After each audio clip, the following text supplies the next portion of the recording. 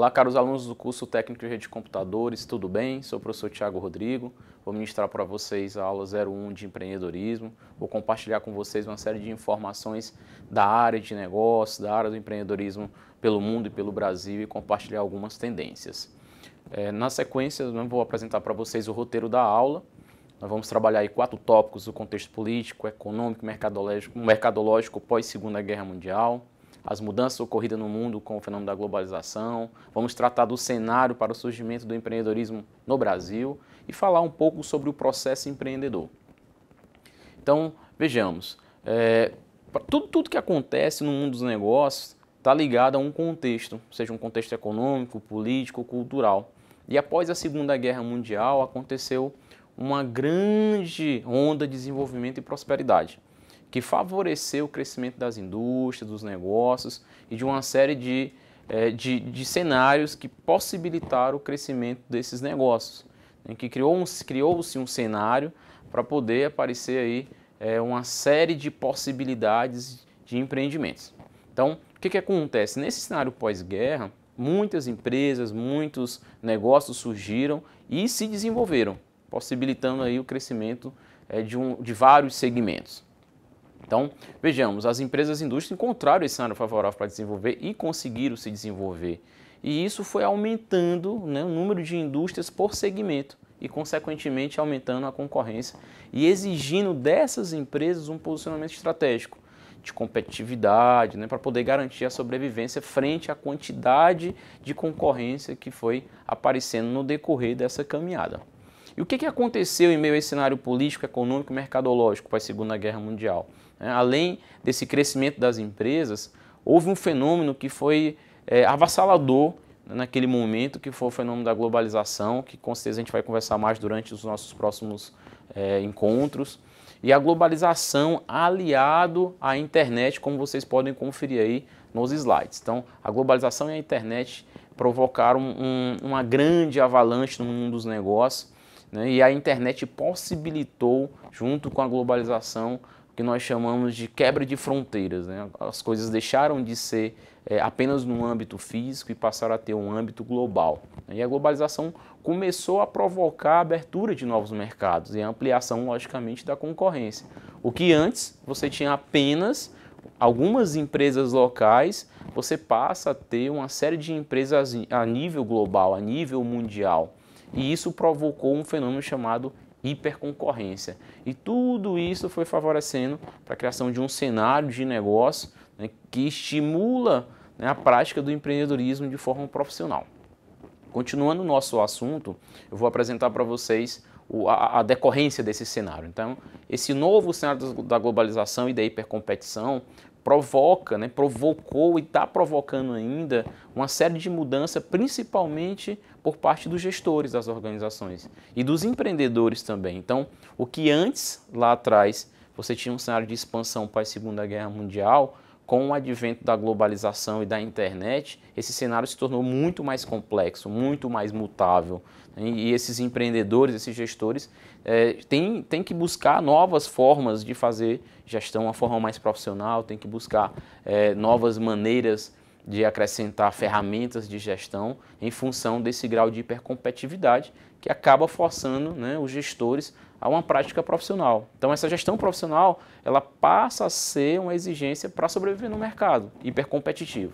Então, nesse cenário, nós temos aí muita oferta de serviço, muitos produtos, como eu falei para vocês, existe uma ampla concorrência, uma hiperconcorrência. Até coloquei para vocês aí, né, no slide algumas marcas, né, algumas marcas já que fazem referência, que são referências no mercado para alguns setores específicos. Mas se você parar para poder avaliar e pensar, o nível de concorrência hoje em vários segmentos é muito grande. Então, por quê? Porque provocou, né, essa expansão, esse crescimento e favoreceu o surgimento de novos negócios. Como eu falei para vocês, exigindo dos empreendedores e dos gestores nova forma de gestão, o lançamento de novos modelos de negócio, sem contar que hoje nós temos consumidores mais exigentes, que têm mais acesso à informação, como eu falei para vocês, em função da internet, da velocidade da informação. Esse consumidor está mais consciente, ele está em busca né, de informações antes de fechar qualquer negócio. Então ele passa a ser um consumidor mais exigente. Então outras mudanças também vêm sendo apresentadas em função desse fenômeno da globalização e da hipercompetição, que são as fusões e as aquisições de empresas de alguns setores específicos. Então, se a gente for avaliar em alguns setores específicos, por exemplo, na área de bebida nós temos uma empresa, um grupo que tem 3, 4, 5 marcas. Em outro segmento, na área de alimentação, você tem um grupo também dominando ali vários outros negócios. Então, um grande reflexo e uma grande consequência desse processo de globalização também foi essa aquisição e essas fusões de outros negócios aí no mesmo segmento. Então, os pontos que são apresentados e são relevantes para vocês. E aí é importante a gente tratar de variáveis, né, que aparecem em meio a toda essa mudança de mercado. Então, hoje, como eu falei para vocês, nós temos um ambiente global com variáveis que são interconectadas, que são ligadas, né, que afetam os negócios. E eu vou apresentar para vocês 7 variáveis que estão interconectadas e que acabam, né, trazendo aí uma influência direta no mundo dos negócios. Então, esse ambiente externo com essas variáveis provoca uma pressão dentro dos negócios. A primeira variável é econômica, que acaba hoje, né, nesse processo de globalização, você tem uma economia totalmente interconectada. Quando acontece uma crise econômica em um país X, acaba afetando outros países, então exigindo aí uma dinâmica muito mais harmônica, né, na parte econômica. Tem-se a variável cultural, que vocês vão verificar no slide, que é o item 2. A variável cultural também tem um peso muito importante no mundo dos negócios. Podemos citar o caso da McDonald's, que quando decidiu ir para a Índia, teve que fazer todo um ajuste para se adequar àquela cultura da região. Não menos importante, a variável política, que inclusive acaba tendo um reflexo, como eu falei para vocês, em todas as outras. Aqui no Brasil, a gente recentemente vem vivendo esse cenário. O cenário político, ele dá um reflexo direto no econômico, que acaba afetando aí todos os setores, né? A gente vivenciou isso nos últimos anos aqui no Brasil e continua vivenciando isso, né? Nós temos a variável social, que é a variável 4, como vocês podem conferir no slide.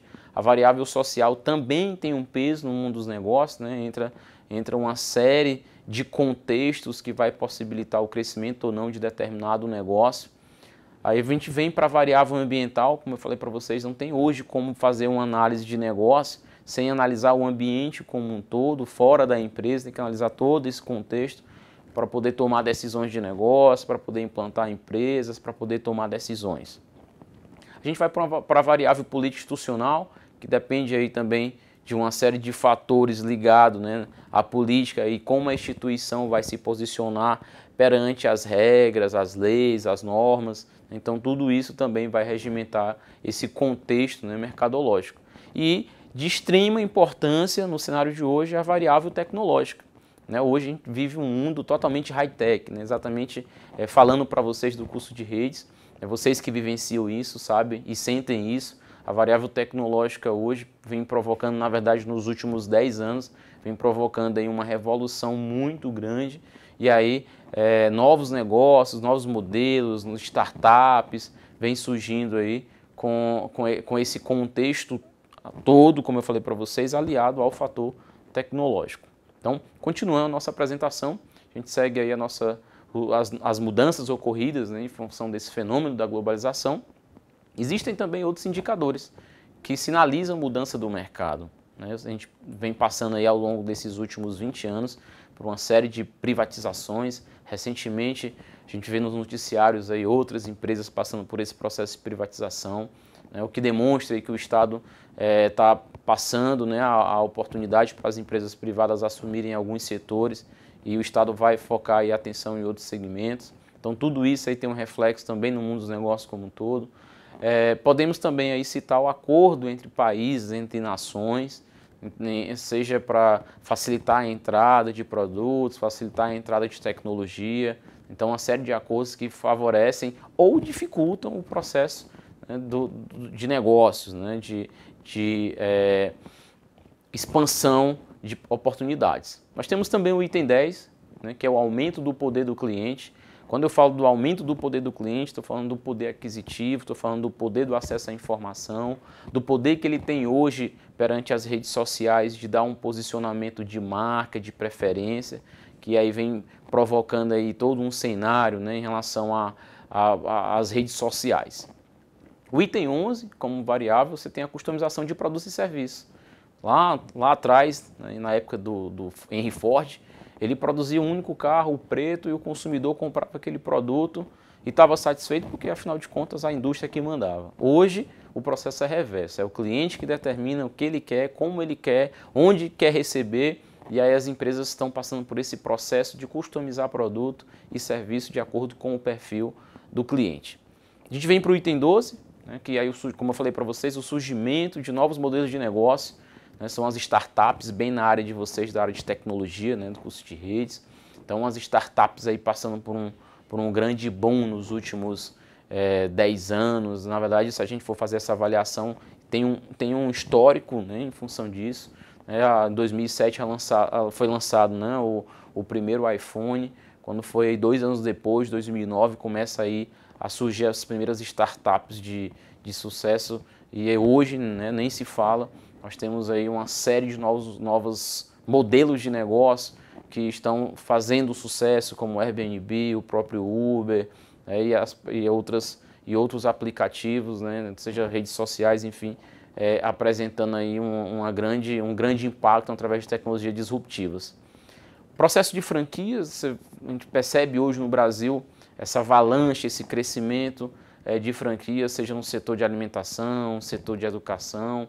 Também é uma consequência desse crescimento, né, que foi, né, articulado, foi montado em função de todo esse cenário que já foi apresentado anteriormente, e novos modelos de distribuição. Então, aqui no Brasil, assim como aconteceu nos Estados Unidos, a gente já começa a perceber mudanças no modelo de distribuição, onde as empresas estão formatando novas modelagens de entregar produto, de entregar comissionamento, de entregar bônus para os distribuidores. Então a gente começa a perceber uma série de mudanças que são importantes para o mundo dos negócios. E também, né, um outro fator importante é a convergência setorial. A gente começa a perceber que vários setores estão se aproximando, estão fazendo parcerias, estão inclusive, né, até se complementando para poder apresentar novas soluções de negócio. Então, a gente observa aí claramente que as empresas estão buscando novas maneiras de conseguirem se posicionar e manterem-se competitivas e diferenciadas. Pois bem, continuando nossa apresentação, nossa aula, a gente vem aqui para um novo contexto, que é o cenário, né, como foi que surgiu, né, além desses outros tópicos, como é que surgiu o empreendedorismo no Brasil, como é que isso, né, conseguiu aflorar. Vamos lá. Então, na década de 90, ali teve a abertura da economia, Fernando Collor de Mello, ele abriu a economia. Antigamente a economia estava fechada, os produtos importados para entrar no Brasil tinha uma barreira alfandegária muito forte, e aí o Collor disse, pode abrir as fronteiras, vamos tirar essa tributação, e novos produtos começaram a chegar no Brasil, produtos importados com preço competitivo, muitas vezes mais barato do que o nacional, e produtos, de certa forma, até mais, né, com mais qualidade. Então isso provocou uma mudança muito grande no mercado local.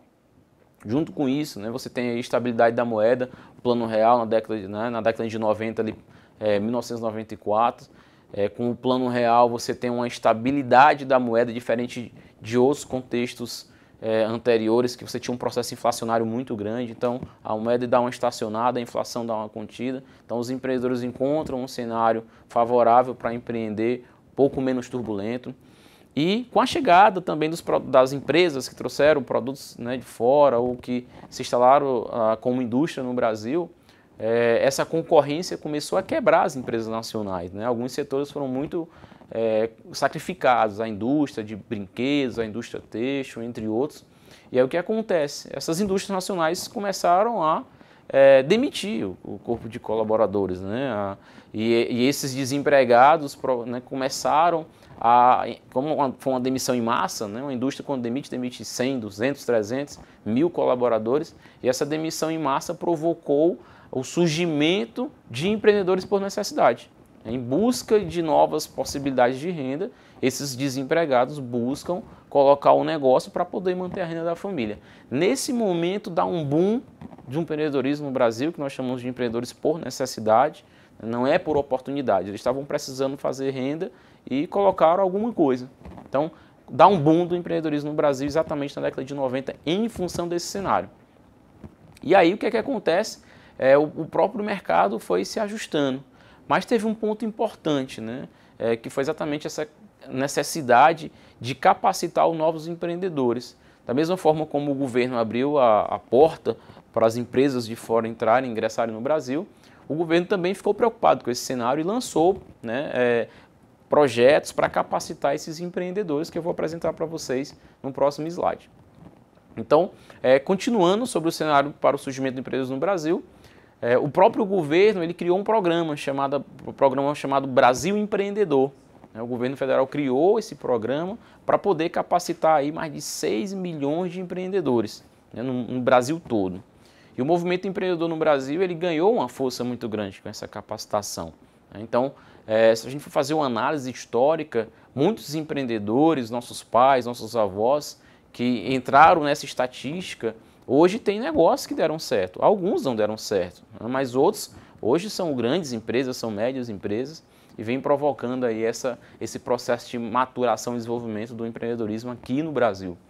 E olha só, tem um ponto muito importante. O movimento empreendedor ele ganha uma força muito grande também na década de 90 com a criação do Sebrae, uma referência hoje, né, de apoio ao empreendedor. E da Softex. O que é a Softex? A Softex também foi um órgão criado por empreendedores na área de tecnologia que desenvolviam softwares e que eles queriam e estavam precisando de grana para investir nas suas ideias, nos seus novos projetos. E a Softex teve a ideia, né, de formatar o plano de negócio para buscar recursos. Então o Sebrae e a Softex também aí tem um ponto muito importante no surgimento e crescimento do empreendedorismo no Brasil. E aí você vem, né, e começa a perceber que, assim como o Sebrae, escolas e outras áreas de educação começam a promover o empreendedorismo de forma mais profissional. Então o Sebrae, por exemplo, tem um programa chamado Empretec que capacita pessoas para empreender, é um curso vivencial. Você começa a perceber também aí, ao longo desses últimos 10 anos, muitas instituições abrindo programas de incubadora de empresas, onde pega uma ideia, incuba a empresa ali durante um tempo, né, e ela vai maturando. Na verdade, hoje isso é apresentado até de outra forma. Isso é apresentado hoje através das startups e existem hoje as aceleradoras, que pegam suas ideias, pegam as nossas ideias, as melhores ideias de mercado e aceleram aquele projeto para poder ele virar negócio de forma mais rápida, né, com grana, com tecnologia, com informação. E nesse cenário dá um boom, né, de empresas de tecnologia, startups, como já havia falado para vocês, e reforçando. Né? Hoje, nesse novo formato, as incubadoras, lá atrás, hoje são as aceleradoras, muito focada aí nesse momento de startups e empresas de tecnologia. E aí o crescimento também do ensino de empreendedorismo no país. Você começa a perceber, de 10 anos para cá, muitos colégios do ensino médio, as próprias faculdades implantando empreendedorismo na grade dos cursos, e isso começa a dar uma força muito grande, né, para mudar a cultura empreendedora aqui no Brasil. Ok? Então, dando continuidade ao nosso encontro, a gente vai entrar no processo empreendedor. Como eu falei para vocês, existe um cenário, foi criado um cenário de mercado, só que isso não basta. É possível, é necessário que o empreendedor comece a desenvolver o projeto. E o que é necessário para despertar esse processo empreendedor? Então, o processo empreendedor ele também parte, né, do aspecto pessoal. O processo empreendedor não é só o fator externo é primordial. Você tem uma economia favorável, uma política favorável, como eu já falei lá atrás para vocês. Mas é importante também que o empreendedor tenha o start, tenha a visão de negócio para decidir investir tempo, investir dinheiro, investir parcerias em um projeto. Então, na verdade, o processo empreendedor ele vai iniciar quando esse cenário está formatado e que o empreendedor consegue enxergar uma oportunidade de negócio, vai lá e aposta, né? Como eu falei para vocês, tempo, dinheiro, energia, e acreditam no projeto. Então esses eventos eles são geradores e possibilitam aí o início de novos negócios. E aí o processo empreendedor ele vem acontecendo de forma muito acelerada nos últimos anos, principalmente dos últimos 5 anos para cá. Você começa a perceber muito forte crescimento de startup, crescimento de franquias, crescimento de novos modelos de negócio que você não via antes. E aí o processo empreendedor ganha uma nova dimensão. Lembrando, o processo empreendedor ele envolve fatores pessoais, sociológicos, organizacionais e ambientais, né? Um conjunto, ok? Então, fazendo aí o nosso fechamento da aula, só relembrando, nós conversamos sobre o contexto político, econômico e mercadológico pós-Segunda Guerra Mundial, apresentamos para vocês mudanças ocorridas no mundo com o fenômeno da globalização, apresentamos aí o cenário para o surgimento do empreendedorismo no Brasil e como acontece esse processo empreendedor. Então, é importante que vocês leiam o material, busquem novas informações, né? Eu apresento aqui para vocês alguns livros também como indicação para poder aprofundar a leitura, Empreendedorismo Corporativo do Dornelas, ou Empreendedorismo Transformado em Ideias em Negócios. E também vou dar 2 sugestões de site, onde vocês podem buscar informações a mais, além da nossa apostila. Então, vocês podem consultar o site do Sebrae, que é uma referência na área do empreendedorismo, como foi citado lá atrás, e aí também o site da endeavor.org.br, né, que fomenta a cultura empreendedora e traz uma série de informações, inclusive pesquisas na área do empreendedorismo nos últimos anos aqui no Brasil. Okay? Então, se preparem, leiam, estudem, contem conosco aí para o nosso próximo encontro. Um abraço a todos.